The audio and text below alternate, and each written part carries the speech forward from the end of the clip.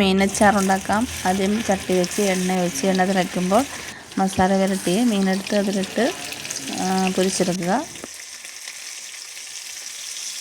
പുരട്ടി എല്ലാ മീനും നമ്മളതിനൊക്കെ പൊരിച്ചെടുത്ത് മാറ്റി വയ്ക്കുക.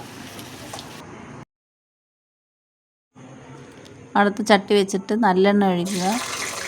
കരിവേപ്പില, വെളുത്തുള്ളി, പച്ചമുളക് ഇതെല്ലാം ഇട്ടിട്ട് ഒന്ന് വാട്ടിയെടുക്കുക. കുറച്ച് ഇഞ്ചി പേസ്റ്റും കൂടെ ഇട്ട് കൊടുക്കുക.